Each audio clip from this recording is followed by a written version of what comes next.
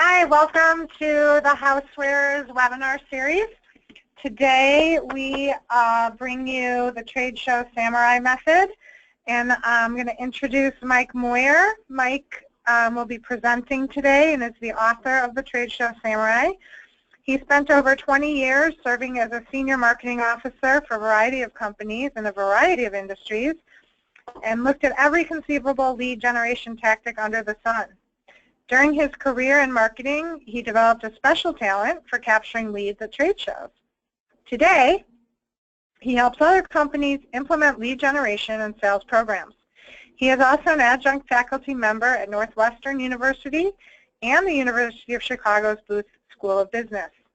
He is the author of several business-related books, including the Slicing Pie Handbook, Pitch Ninja, and Trade Show Samurai. He lives in Lake Forest, Illinois, which is just north of Chicago. And without further ado, I present to you Mike Moyer. Thank you very much, Nancy. I appreciate being here. I love the Housewares show. I've been going there for many years. I started going in the late 1990s when I was the head of direct marketing for Bissell. It was kind of hard to miss at the Housewares show. Like you said, I am the author of a number of different books. Ranging from a variety of different topics. Most of them deal with how to format, how to structure a situation to be more productive in a particular situation. So Slicing Pie is about structuring equity splits, Pitch Ninja is about structuring your presentation, Perfect Parent Hat is about structuring your parenting skills, and of course, Trade Show Samurai is what we're talking about today, which is about structuring your approach to trade shows. And the reason I wrote this book is years ago I was the head of marketing for a publicly traded company called Hyperfeed. And it was during the sort of the dot-com bust, and like many companies, it was struggling. And they've been going to the same trade show for about 20 years, and they spent hundreds of thousands of dollars. The year I took over, though, they cut the budget by 80%, and they rebranded that year, so I had to buy new trade show equipment. In the prior 20 years, they've never been able to point to a single lead they got from the show. They just felt like they had to be there to make a presence in the industry. But I couldn't deal with that. I had to be more productive. So I designed this basic program that eventually became Trade Show Samurai. And that year, we cut the budget by 80%, took a new booth to the show, and captured over 700 leads for the companies, the most leads ever captured ever. So from that experience, I built on it, and I created what I call Trade Show Samurai. And that's what we're going to talk about today. There's a number of what I call Trade Show Samurai arts that cover pre-show marketing, follow-up, and all kinds of things. I'm going to cover the 4 core arts, which are what you do on the show floor. So if you're exhibiting at the Housewares show, you invest in an expensive booth and space and travel arrangements and meals and entertainment, all kinds of things to get to the show. What most people do is sort of mill around the booth and chew the fat with attendees and pass out business cards and tchotchkes, and they don't do a very good job really capturing leads. So that's what we're going to talk about today, is what you do in the booth, whatever your booth is, and how you behave in the booth to maximize your lead capture. And in my experience, my clients have experienced a 5 to 10 times increase in the number of good leads they get from a show, simply by tweaking a little bit about what they do on the show floor. And the first thing I always want people to keep in mind with regard to trade shows is that it's about honoring sales. Sales are what I think a trade show is all about. There's networking, and there's contacts, and there's partnerships with potential investors and employees. There's all kinds of things going on. But at its core, it's a selling opportunity. It's an opportunity to make new connections and generate new sales leads.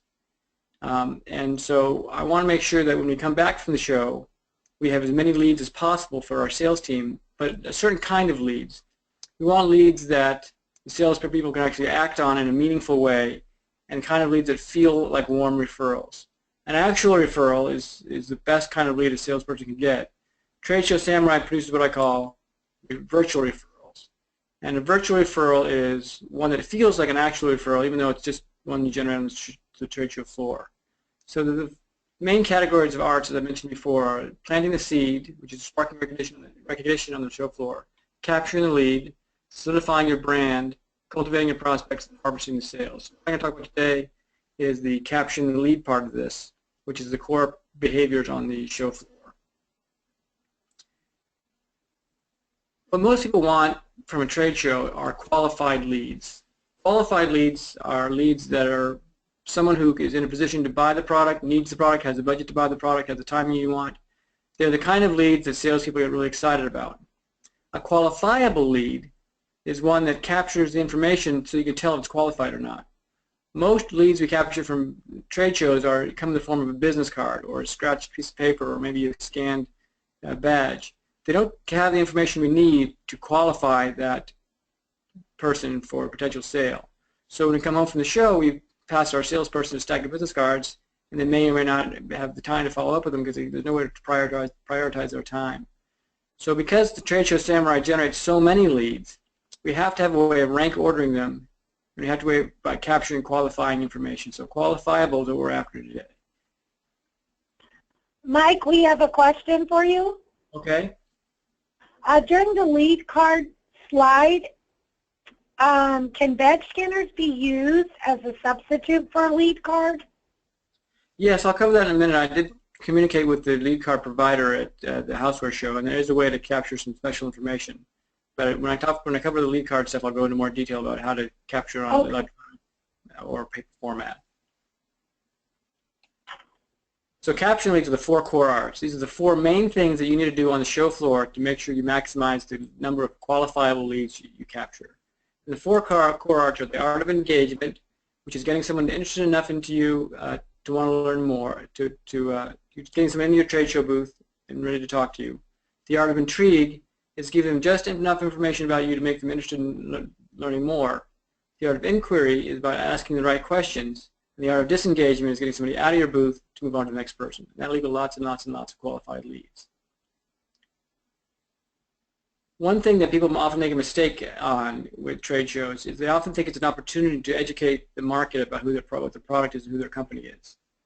The real goal is to educate yourself about who's at the show. It's much, much more important that you know about them than what they know about you. If they walk out of the door not knowing much about you, that's okay. If they're a good lead, you have 364 days or 62 days a year to tell them about yourself. You only have a few minutes on the show floor to ask about them. So the mindset is to always be making sure you're capturing information about them and not worrying too much about what they know about you.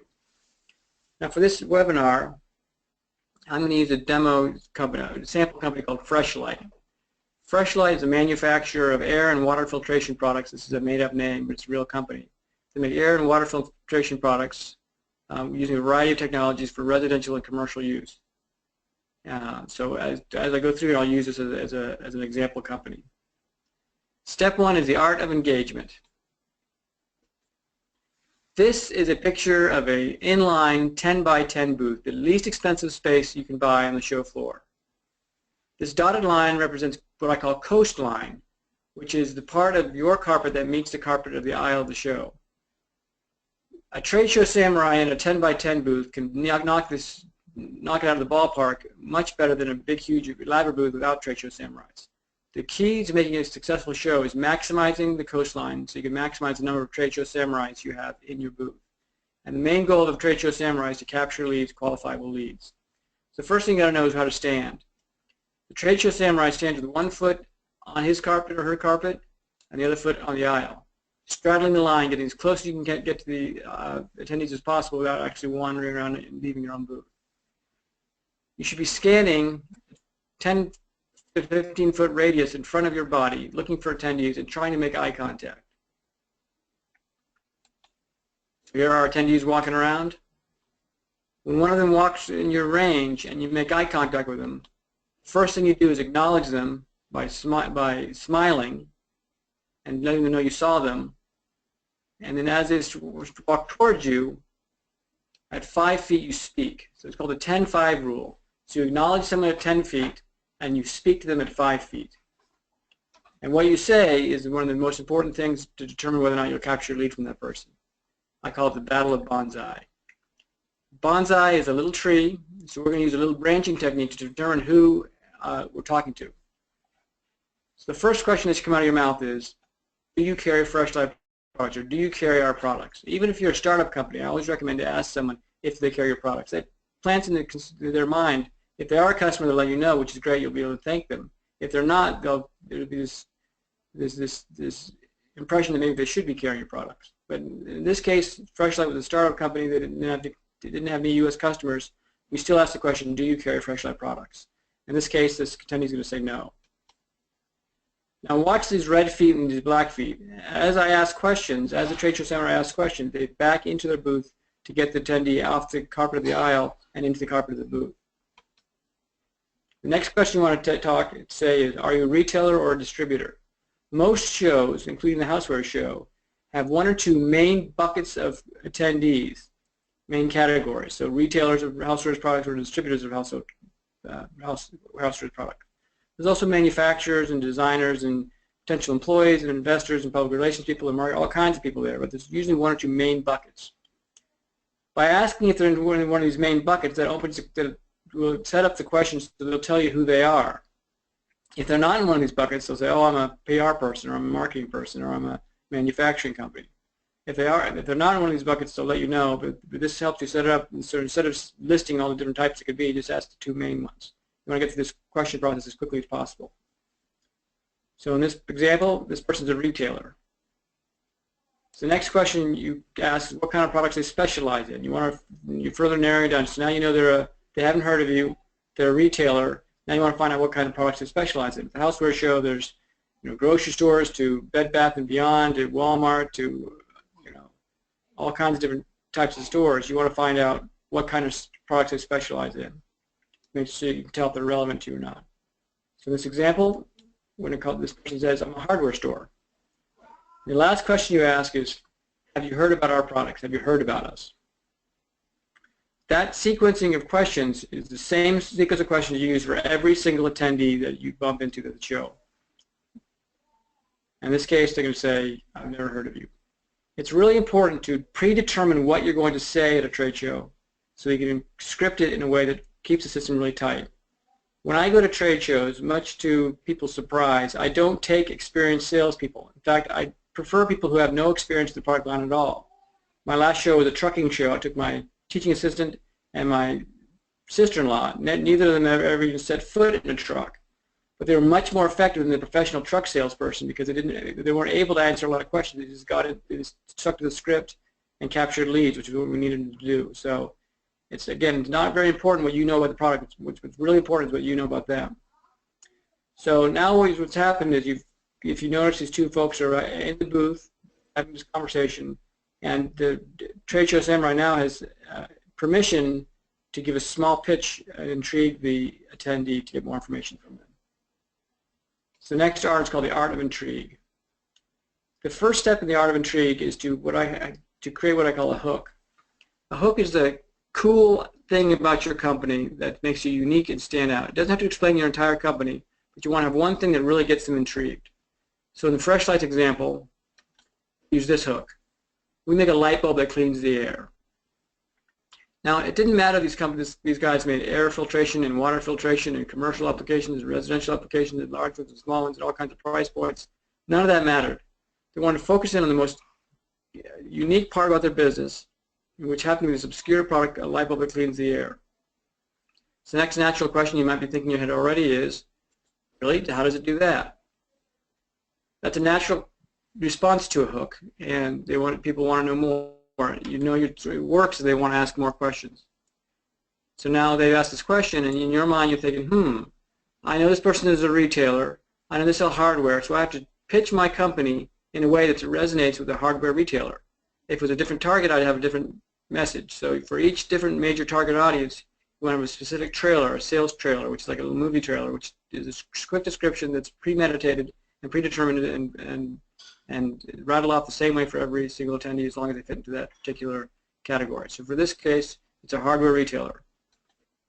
This person says, the light bulb emits anions, which are similar to those emitted in nature by waterfalls. The anions cancel out ions that cause odor, smoke, germs, and allergens in the air. It is an LED light and lasts for 20 years under normal conditions. Fresh Light carries a wide variety of filtration products based on this technology. Our retailers have been successful with the product in a number of environments. Hardware stores have historically been our best outlets. They find it fits nice into the lighting section as well as filtration. Customers are excited about the product because it has benefits of an air purifier at a much lower cost, about half that of an average filtration system. Plus, fits into an ordinary light socket, saving space. So now we've delivered a message to this attendee that's extremely relevant to their particular business and very important to them. So now we're going to anticipate more questions. This person asks, does it really work? And the trade show samurai is thinking, the does it work question. When you create your trade show strategy, you want to sit down and anticipate what kinds of questions that are going to be asked. It's not hard if you spend some time with it, but it's very easy to anticipate what questions people are going to ask and predetermine what your answer will be. The goal is not to teach the attendee about you, it's to get them intrigued enough for them to tell you about them. So this is a predetermined answer. Absolutely, it creates the effect similar to what you might experience standing next to a waterfall. The cleaning out is created by the same reaction. We have a number of videos on our website showing the bulbs clean out a smoke-filled room. It's amazing. I'd love to get some additional information out to you. Do you have a minute to answer a few questions about your store? Okay. So what's happened now is we've engaged the attendee, we've figured out who they are, we've pitched them our business in a very direct, specific way, we've got them onto our carpet, and we've piqued their interest enough to now we can ask them some questions. Now they're open to getting some questions answered. So it's called the art of inquiry. The art of inquiry is about asking the right questions to make sure that your lead is qualifiable. And that starts with getting a wish list from your sales team. What is the ideal lead? Not the biggest fish, but the easiest one to close. So for instance, in this example, the sales team want to talk to the owners or the buyers of hardware stores that carried filtration products, allergy and light products. They wanted stocking dealers, not drop ship dealers or websites. They wanted to cover to 10 or more stores. They knew if they found someone that fits that description, that was going to be an easy lead to close. So notice the title is important, the type of retailer is important, what kind of products they carry is important, the number of stores is important, whether a stocking dealer is important. All those are factors that contribute to the to qualifying that lead. So if you take nothing away from this trade show except for this webinar except for one thing, take this away. Create a lead card. A lead card is by far, without a doubt, unequivocally the most important trade show tool you can possibly do. Without a lead card, you're flying blind. You don't know what to capture. There's no way to capture a good lead. A lead card is a 8.5 by 11 piece of paper. The top part is demographic information. The middle part is qualifying information. The last part is notes. I'll blow this up so you can see it better.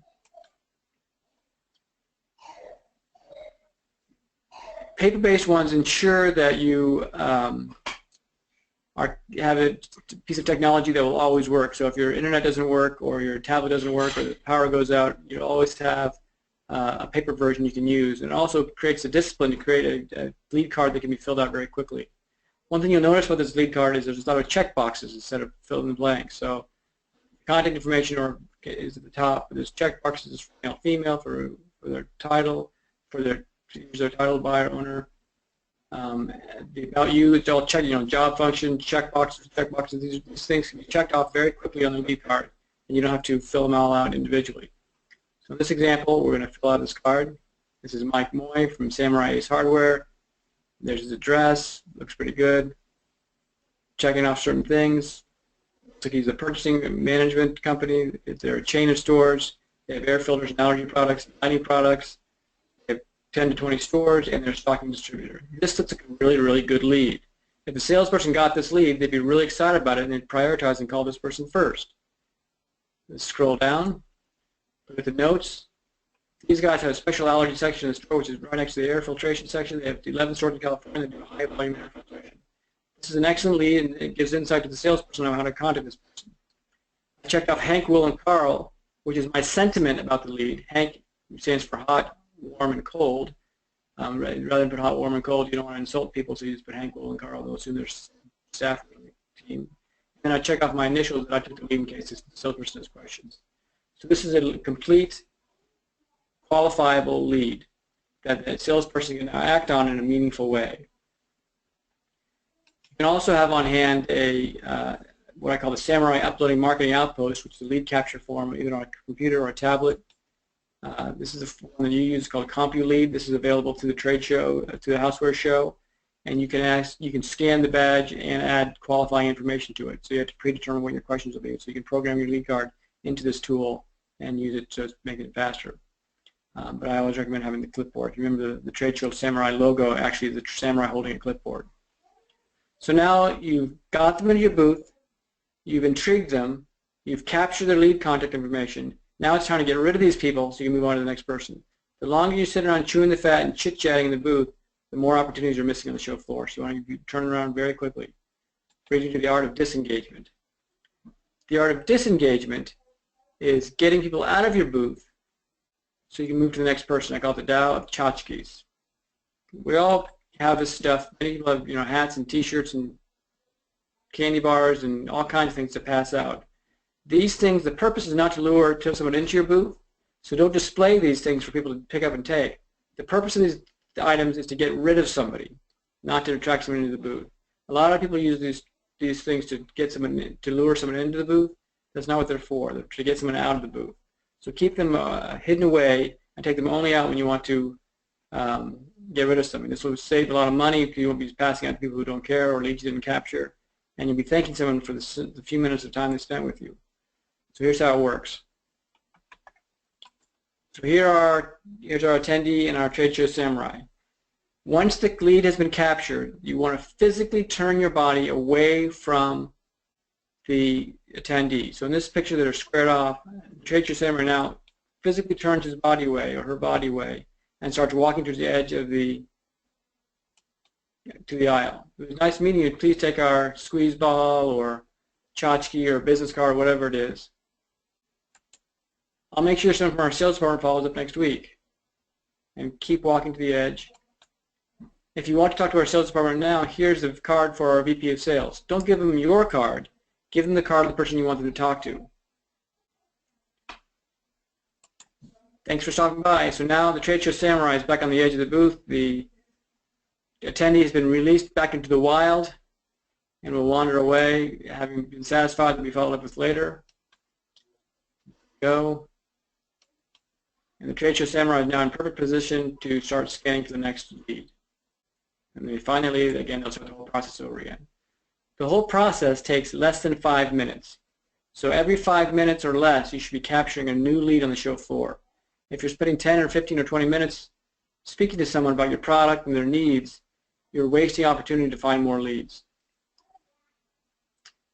So one thing that I want to show you is a trick I call the yin yang trick. After someone leaves your booth, you want people to remember who you are and leave a positive impression behind on the show floor. And you want to have what I call a flag, which is a visible, positive symbol of interaction. And I call this, there's a trick I call the yin yang trick.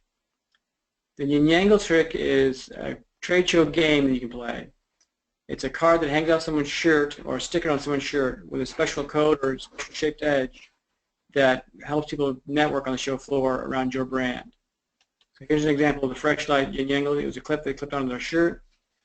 This will be handed out instead of a tchotchke. So trade show attendees will wander around the show with these different cards on their shirts. When they saw someone that had a matching card, they would introduce themselves and see if their card matched. And if it did, hooray, they'd win a prize back at the booth. So the two of them would go back to the booth to win a prize. It's a great opportunity to take pictures for social media, and they meet new people. It's a fun game to play that's very inexpensive that gets your brand in front of a lot of people in a fun trade show game. So that's what I use instead of passing out tchotchkes or catalogs or things, just a simple yin yang card. So the art of engagement is making eye contact and bringing someone into your booth. The art of intrigue is getting them interested in your company just enough to make them want to learn more. The art of inquiry is asking them the right questions so you can have a qualifiable lead on your lead card. The art of disengagement is getting them out of your booth so that you can move on to the next topic. And you've captured lots and lots of qualifiable lead. Again, every 3 to 5 minutes you should be capturing a new lead. Even at slow shows, you want to be fully engaged in lead capture so you make sure that people don't get missed. So now, when the salesperson gets that stack of leads, they're going to love you for it. They're going to rank order their leads and call the best ones first, and it's going to feel like a virtual referral. So they're going to say, "Hi, Mr. Prospect, I'm Frank Lewis. Mike Moyer gave me your name and said he met you in Chicago, and you mentioned you're interested in expanding your air filtration offering. Mike and I talked a little about your needs and think you might find our product interesting." So that introduction, the salesperson can have a meaningful interaction on the phone with that person, having been handed a lead card that has content on it, not just a business card. So that's the basic 4 core arts of the trade show samurai. Get more information. I do training and consulting and actually work with shows, exhibitors to help them perfect the strategy. There's online training that expands on this on my website, and samples lead card templates. If you want a lead card template, let me know. And of course, you can buy the book on Amazon.com, the Trade Show Samurai book. That's how it works. I'd be happy to answer any questions you have.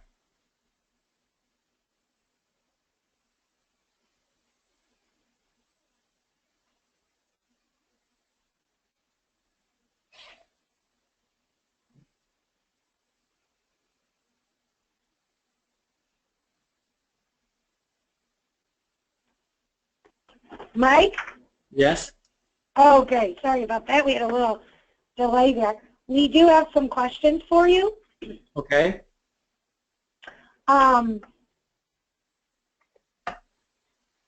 Is it possible if you can, they really couldn't see the card and was wondering if you could send as a Word document or a PDF so they could see it, Sure. but we could take care of that for you. I wanted to. I'll send a sample out. I'll send it to you. You can send it out if you want to. You're happy to. Okay. Another question we have is, what if someone is ready to place an order right away? What should they do? So if it's a selling show and people are ready to place orders or buy on the spot, you have what I call a sales ninja. A ninja is a complement to the Trade Show Samurai. The Trade Show Samurai's job is just to capture leads. A ninja is somebody else whose job it is to process a sale or do a product demo or talk about investing or whatever it is. So a specialized person, that person has more leeway to have a more in-depth conversation. So on the show floor, if you find somebody that's ready to take place an order, you pass that person off to the order processing ninja. Don't do it yourself. That'll keep your eye on the ball and keep the samurai back up on the screen, back out on the floor, and let the ninja handle it. So you have someone in the booth that's acting in ninja capacity to capture that sale when it happens, when it's ready to happen. You can just spin someone off to it. Okay. Where can we get a lead card? The lead card can be downloaded from my website, or I'll send you. I'll send show a sample lead card they can use. You can distribute to your users. It's a Word. It can be edited as you see fit, and there's some instructions on how to create one. And I'm happy to help you create your lead card as well. It's the most important tool by far you can have. What's the best way to do product demos at the show? So a product demo can easily be a distraction at best. So people who do product demos on the show floor spend a lot of time talking about their products. In a Trade Show Samurai situation, you want to minimize the amount of time you spend interacting with potential clients around product discussions. So what I do is either direct that person who wants a product demo to a product demo ninja, and I also do what I call sort of a museum of your product, silent salespeople, notes and notations and cards pointing out features and benefits of your products that people can peruse on their own, or have looping video demos about your product.